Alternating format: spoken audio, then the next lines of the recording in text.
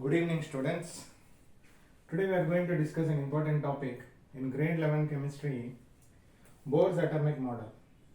So in the concept structure of atom, we are going to discuss Bohr's atomic model. Before we enter into Bohr's atomic model, let us check the previous atomic models.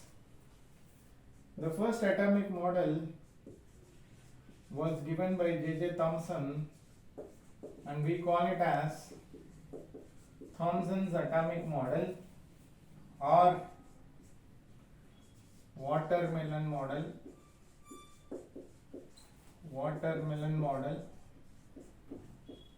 or pudding model. So it resembles watermelon, hence we also call it as watermelon model. Now second one is Rutherfords atomic model.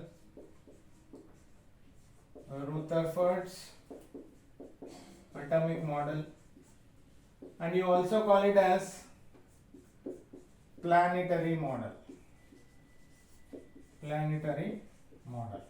First of all, what is a model here? A representation of an atom or the compounds present in an atom. So the subatomic particles which are present inside an atom is represented in all these atomic models. Now third one is Bohr's atomic model. So in 1913, Niels Bohr has proposed his atomic model. So later we are checking out the advanced model also. First and foremost thing is what is meant by Thomson's atomic model. If you consider a watermelon, inside watermelon you have the black seeds. So these are nothing but the black color seeds, and the red color edible portion. So this is nothing but the red edible portion. So we can say watermelon will appear like this. Now what J.J. Thomson has done, he has considered that an atom also will be similar to watermelon. So according to Thomson, what is an atom? So he has taken the same model and explained like this. If this is an atom, you are having the seeds present here. The seeds are called as electrons, and the charge is negative, hence we can write it as E minus. And the red color mass, that is which was considered to be the edible portion here, is protons. So we know that positive charge, hence we write a P plus. Now what is the disadvantage of Thomson's atomic model? In this model, what happens? The negative charged particles and the positive charged particles are very close to each other. Hence what happens? They attract each other. So we can say that the electron and proton gets attracted, and finally what happens? They come very close to each other. And during that process, what happens? Completely the atom gets collapsed. Hence we cannot accept J.J. Thomson's atomic model. Hope you have understood the drawbacks of Thomson's atomic model. Now let us see what is Rutherford's atomic model. Now coming to second one, Rutherford's atomic model or planetary model.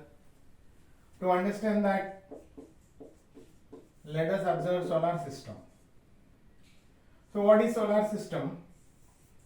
At the center you have sun. Surrounding sun you have circular orbits. So these are called as orbits. Now in each orbit, the planets will be revolving. So we can say that the planets will revolve around the sun. So this is solar system. I am not going to give the names and all, just I am showing you the representation of solar system so that we can understand planetary model or Rutherford's atomic model. Now the same thing according to Rutherford, the center of an atom is nothing but nucleus. So here the center of solar system is sun. Similarly, the center of an atom is nothing but the nucleus. Inside the nucleus, you are having protons as well as neutrons. So he has said that inside the nucleus you have positive charged protons and neutral neutrons. Now, similar to the orbits here we have the same orbits.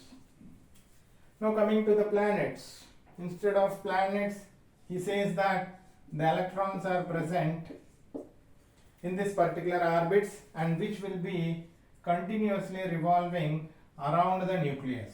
So we can say that the particles which are present in the nucleus, that is protons as well as neutrons, together are called as nucleons. So very simple, if you understand what is solar system, you can understand what is meant by Rutherford's planetary model or atomic model. He says that atom will be like this. At the center of an atom you have nucleus, inside the nucleus you have nucleons, that is protons and neutrons, and external to that the electrons will be revolving around the nucleus. Now what is the important drawback in this?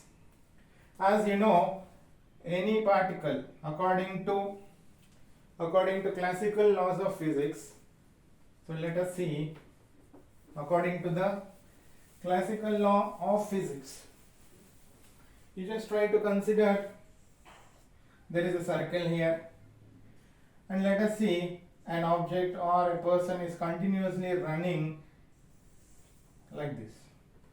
So on the circle he is continuously running, then what happens? After some time he loses energy and automatically he will come to the state of rest. So what, according to classical laws of physics, we understand that any particle which is in continuous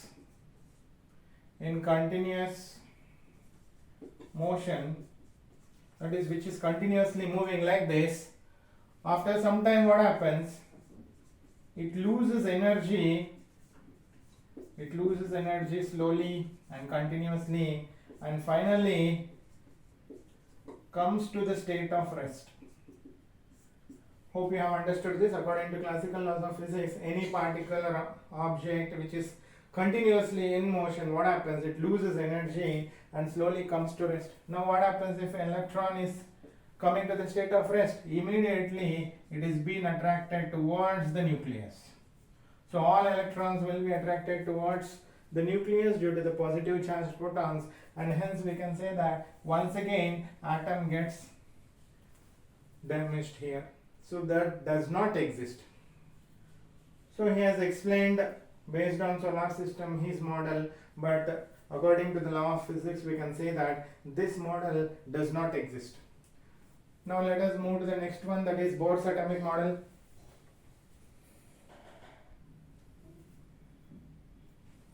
Now let us see the important postulates of Bohr's atomic model. So with this atomic model, the earlier drawbacks were solved here. What are the postulates here? The very first one, if you see, at the center of an atom you have nucleus, and what are the particles present in that? The subatomic particles are protons as well as neutrons, and you know the charge is plus and this is neutral. Now same way, similar to Rutherford's model, even Bohr's model also has some circular orbits. So these orbits, what he says that you can give n is equal to 1, this is second one, it is n is equal to 3, n is equal to 4 and so on, and he has given the name also K, L, M, N, and if you proceed it will be O, P, Q, like that. Now he says that this is known as stationary states or you can also call it as energy levels. So he says that you have specific energy levels, or you can also call it as, these are called as shells.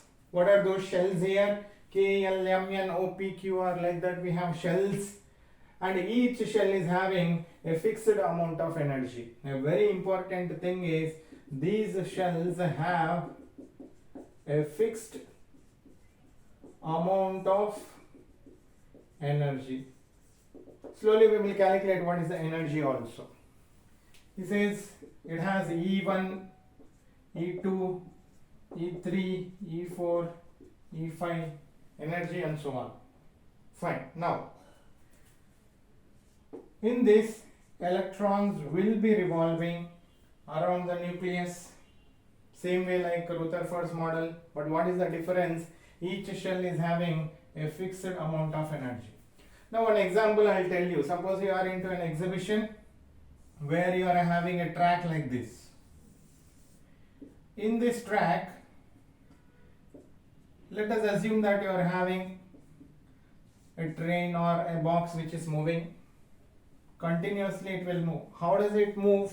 Because the track is connected with some power source, or you can say that electricity is given to this. So with this electricity, what will happen? Your vehicle also will be continuously moving. A train or a small vehicle will be continuously moving on this particular track.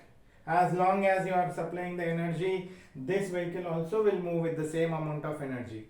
So similar principle is applied here. If an electron is present here, that particular shell is having E1 energy, so this will gain that amount of energy and will be in continuous motion. So there will not be any attraction into the nucleus. Now, let me check with the second important postulate here. First one, hope you have understood.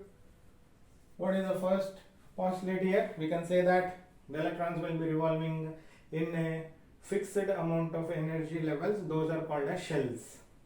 Now, second postulate says that how many number of electrons are there? The maximum number of electrons which are revolving here is given by the formula 2 into n square, where n is equal to number of shell. Now let us see. For the shell K, value of n is 1. Therefore, what are the maximum number of electrons here? Is nothing but 2 into 1 square. Very simple. I am applying the formula 2n square for number of electrons here. Now, 2 into 1 square, 2 into 2, therefore it is 2. So we can say that in the first shell, how many electrons can revolve? 2 electrons can revolve. Now coming to the second shell, that is L, the value is 2. Therefore, maximum number of electrons is nothing but 2 into 2 square, 2 into 4. Hence, how many electrons are possible in the second shell? We have 8 electrons.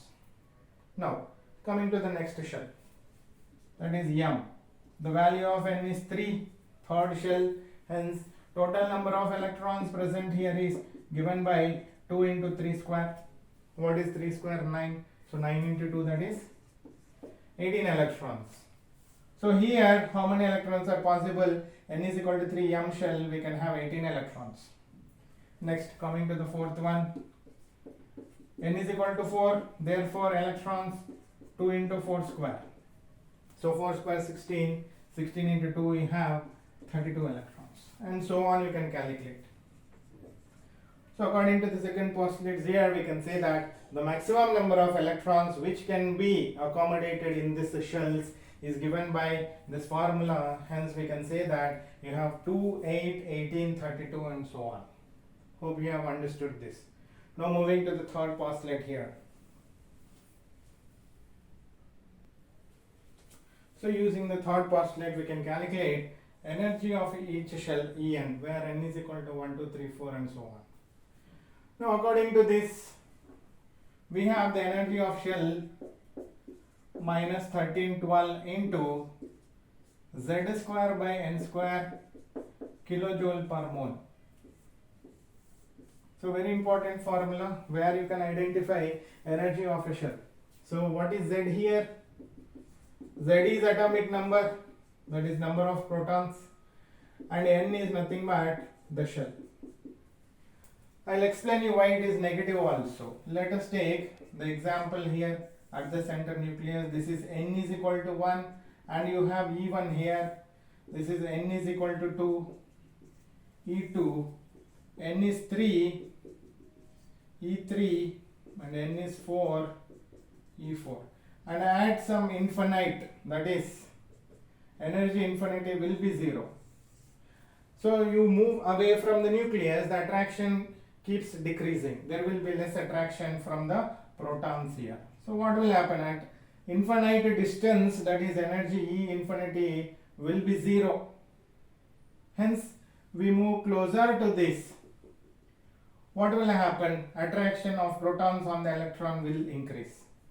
Are you able to understand? If distance is more, no attraction, but if you move closer, attraction will be there. Hence what will happen? The energy decreases from, that is when you move from infinity. So therefore we can say that the value of E is less than 0, which is nothing but negative. So when you move towards this, what will happen? The energy will be decreased and it will become minus. Hence this negative symbol indicates that you are moving closer towards nucleus. Now if you want to calculate E1, let us understand that it is for hydrogen. Let us understand for hydrogen, we can say that minus 1312 into atomic number is 1 and N is 1. Therefore we can say that it is minus 1312 kilojoule per mole. Hope you are able to understand this. So E1 here will be minus 1312 kilojoule per mole. Now coming to E2. If you take E2, minus 1312 into Z square is 1 square and N is 2, so hence it will become 2 square, that is 4.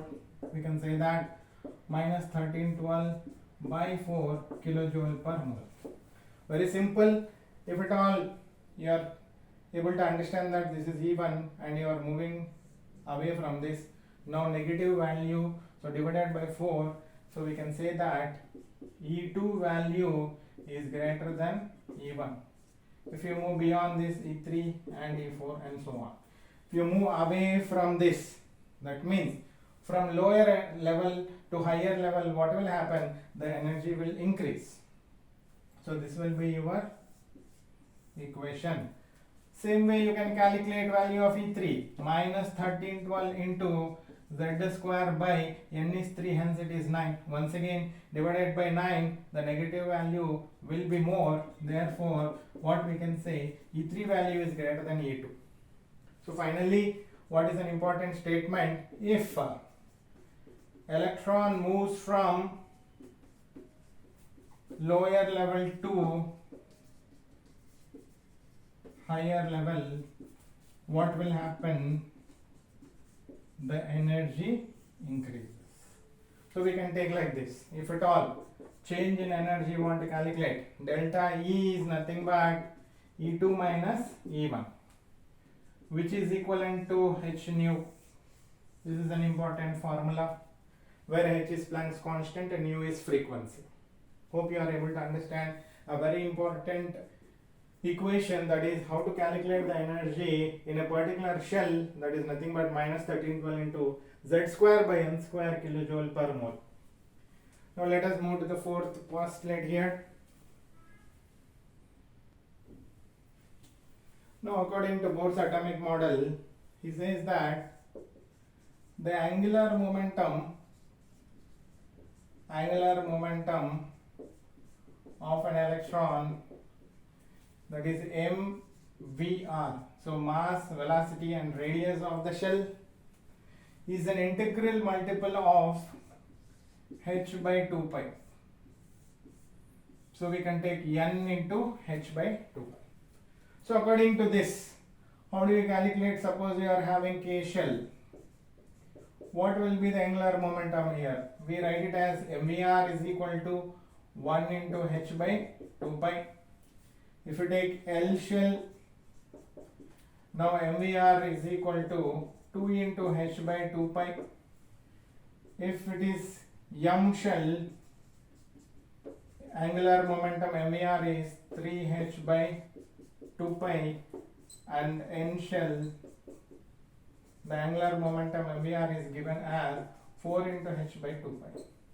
That means the angular momentum will be quantized here. It will never be a fraction. Are you able to understand this? So according to this postulate, we can calculate angular momentum of an electron using this. Now, later he has also calculated the radius of this particular shell taken as Rn. How do you calculate the radius here? He has applied the formula, that is Rn is 0.529 into n square by z angstrom.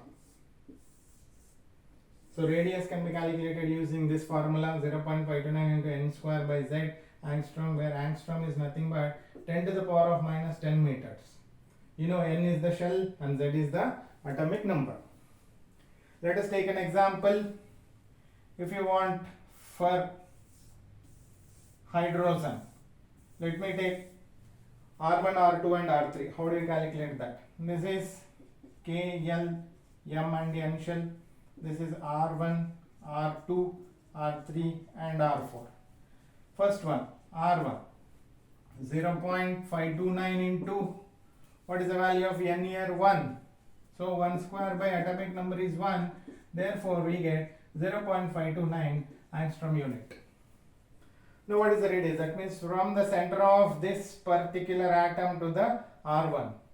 Now second shell, that is L shell, the radius R2, how do you calculate? 0.529 into n square, that is 2 square by atomic number is 1, hence we get 0.529 into 4 angstrom. The radius goes on increasing. If you take R3, the center of this particular atom, nucleus to the R3, that is N3, the radius is 0.529 into 3 square, that is into 9 angstrom. Now the radius start increasing. R4 is 0.529 into 16 angstrom units. Hope you have understood this. Like this, you can calculate the radius of the shell. First one, angular momentum we can calculate, then radius of the shell also we can calculate. Now let us move to the next point. Next we are going to discuss 3 important formulae. So these are important in terms of JW and NEET questions. So how do you calculate the velocity of an electron? In a particular shell, we can take it as Vn 2.188 into 10 to the power of 8 by n centimeter per second. For example, if you want to calculate the velocity of electron in the first shell, so we can take like this, 2.188 into 10 to the power of 8 by 1 centimeter per second. Similarly, velocity in the second shell can be taken like 2.188 into 10 to the power of 8 by, so here in the place of n you take 2 centimeter per second. Hope you are able to understand this. Now if you want to take the time period of revolution, so in any orbit or shell, we have the formula. Let us take T1, that is, what is the time period of revolution of an electron in the first shell? That is 1.5 into 10 to the power of minus 16 into n is 1, so 1 cube is 1, divided by, if hydrogen means it is 1 square, nothing but 1, so second. So T2 can be calculated like 1.5 10 to the power minus 16 into the value of n here is 2, so 2 cube by value of atomic number of hydrogen is 1, hence it is in terms of second. Hope you have understood this. Any other atom or ion they have mentioned, you can calculate the time period here. But always remember, Bohr's atomic model is considered only for single electronic species. What are single electronic species? You can take it as hydrogen and helium if you take +1, lithium is +2, beryllium +3 and so on. So we need only one electron in this. Hence Bohr's atomic model has some limitations. In that, important thing is it explains this particular model in terms of single electron species. Now coming to the ionization potential, how do we calculate? By taking formula 13.6 into Z square by N square electron volt. For example, if you take hydrogen and N is 3, let us take in the third shell, what is the ionization potential? So 13.6 into Z atomic number 1 divided by 3 square, that is 9 electron volt. So using this you can calculate the ionization potential. So hope you are able to understand all the formulae. Please make a note of this, very important in terms of JW and NEET.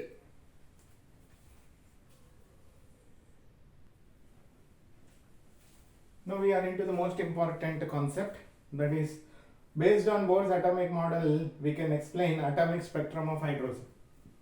So what is atomic spectrum? How he has explained that? Let us draw energy levels, that is shells, in this way.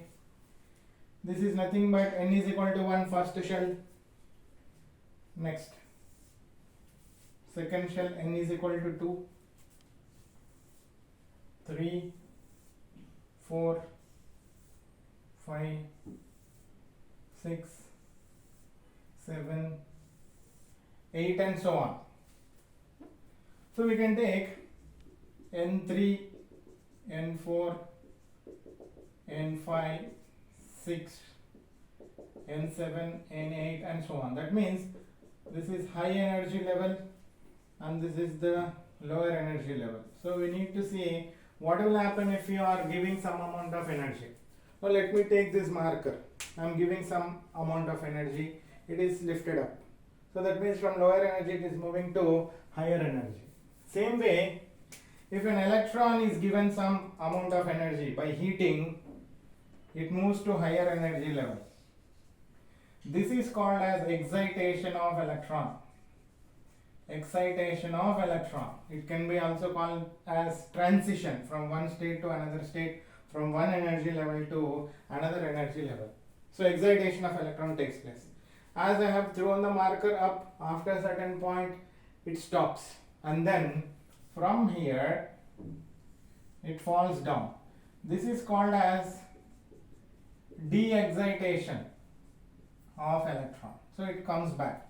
During this process you can see the spectrum that was observed in hydrogen. Let us see what will happen.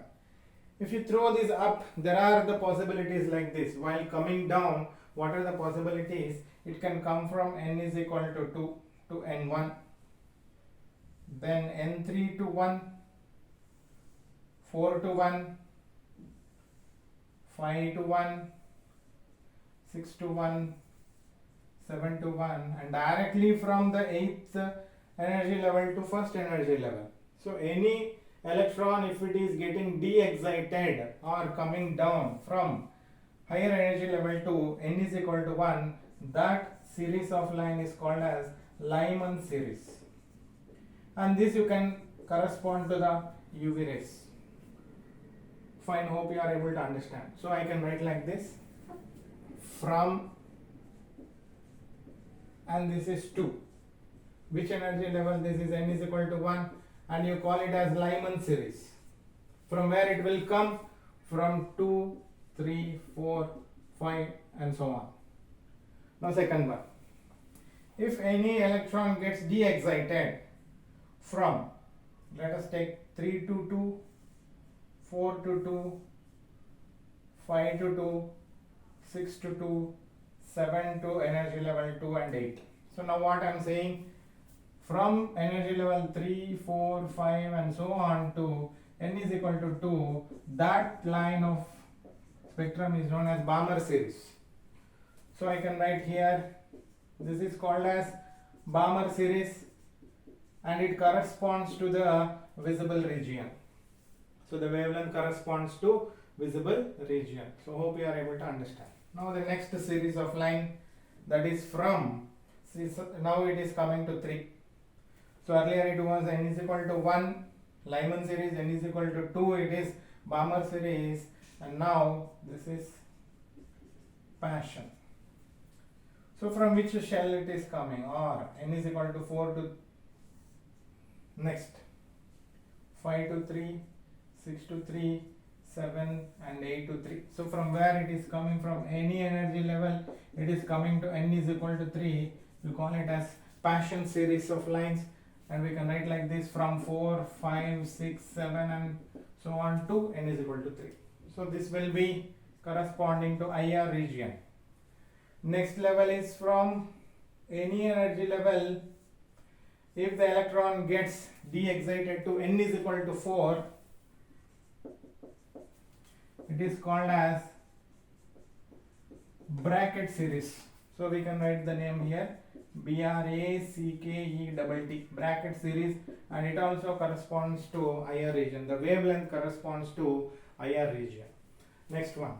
So we can say from 5 to 4, 6 to 4, 7 to 4 and so on to 4. So the least energy level, from any level it is coming to n is equal to 4, those are called as bracket series of spectral lines.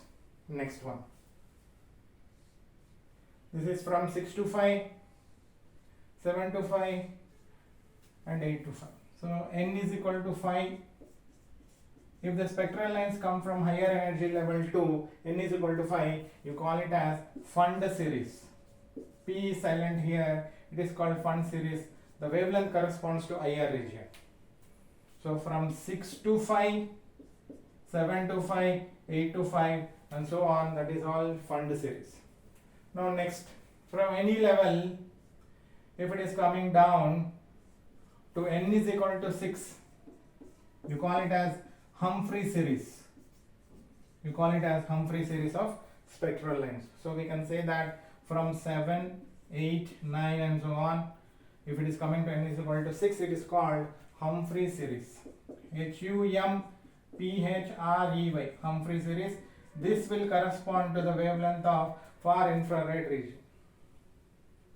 So I hope you have understood the atomic spectrum explained by Bohr's atomic model. Now what are the important things we need to calculate here? First and foremost thing, according to Bohr's atomic model, you can calculate the wave number. What is wave number? Wave number is nothing but a reciprocal of wavelength. Okay, so wave number can be calculated. What is the formula here? The formula is wave number is equal to 1 by lambda is equal to R into 1 by n1 square minus 1 by n2 square. Always n2 is greater than n1. That means final energy level n1 is initial energy level. Hope you are able to understand the formula to calculate wave number. That is 1 by lambda is R is Rydberg constant. R is Rydberg constant. The value is 109,679. So that is nothing but centimeter per second. Okay. So here the unit is per centimeter. Hope you are able to understand this. Rydberg constant is this. Next one is n1, n2 we know. Let us try to solve a simple example here. If you are taking Lyman series. In the case of Lyman series, what you understand here? The formula is clear here. Next, from where it is coming from, any level. Let us take, it comes from n is equal to 2, 3, 4, 5 and so on to n is equal to 1. So this is final, this is initial. So from any level to this. So this one is called as alpha, beta, gamma, that we will discuss during numericals. Now let me give simple equation, that is wave number for this Lyman series is 1 by lambda is R into 1 by n1 is 1 square minus, if you take the first series, that is n is equal to 2, you will take it as like this. So hope you are able to understand this. So 1 by lambda, if you want lambda, you can take reciprocal, right? So we can discuss this later. First and foremost thing is calculation of wave number. Now, one more important calculation here is number of spectral lines. What is the next one? That is number of spectral lines. How do you calculate number of spectral lines? Every time we cannot calculate this. Let us understand that from n is equal to 8, it is coming down to n is equal to 2. Calculate number of spectral lines. You cannot count every time. For that, what is the formula? Delta n into delta n plus 1 by 2. This will give you the number of spectral lines, where delta n is nothing but n2 minus n1. So in this condition, how do you calculate? What is n2 here? From, that is 8, to, that is n1, which is nothing but 2. That means from where it is coming? From n is equal to 8, it is coming to n is equal to 2. So all those lines we need to calculate. Nothing but delta n is 8 minus 2, which is 6. So therefore 6 into 6 plus 1 by 2 is the number of spectral lines. That is 6 into 7 by 2. 42 by 2, nothing but 24. Hope you are able to understand. This type of numericals also we will see. Two types are there. What are the two types? Number one, like from certain energy level to, they will give you the energy level. Second one, they may give you from certain excited state to certain excited state.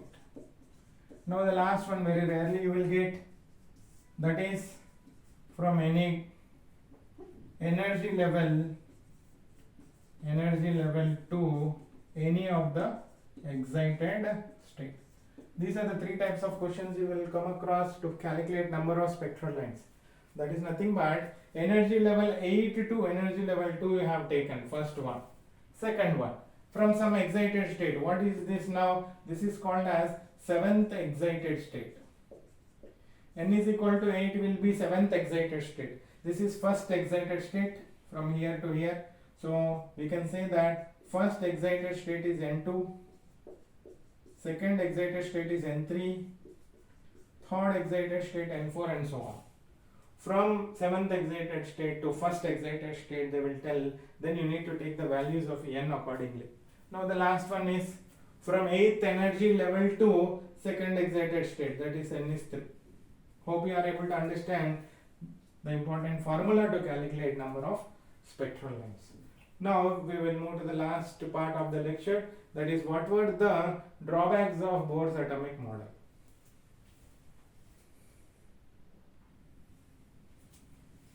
Now let us move to the last part of the lecture, that is what were the demerits of Bohr's atomic model. The first and foremost thing earlier also we discussed, it was explaining for single electron species.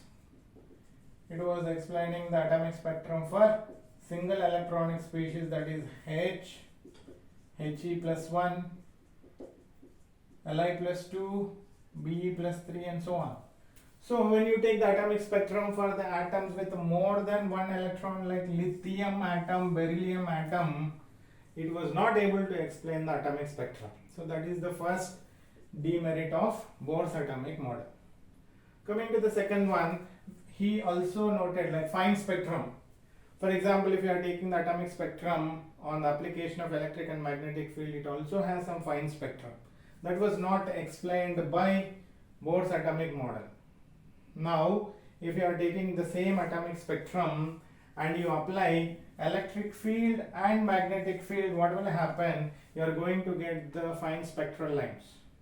So we know that the splitting of spectral lines in presence of magnetic field is known as Zeeman effect.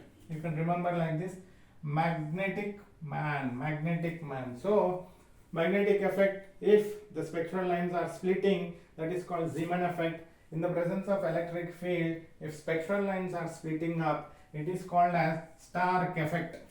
So electric Stark, magnetic Zeeman effect. Both these effects were not explained by Bohr's atomic model. So this was the third drawback. Now coming to the fourth one.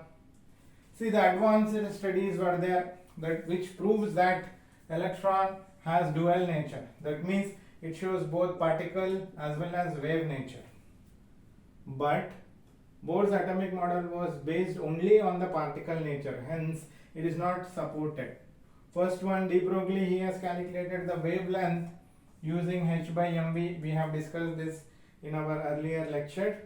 Now Heisenberg also says the position and velocity of electron cannot be determined simultaneously.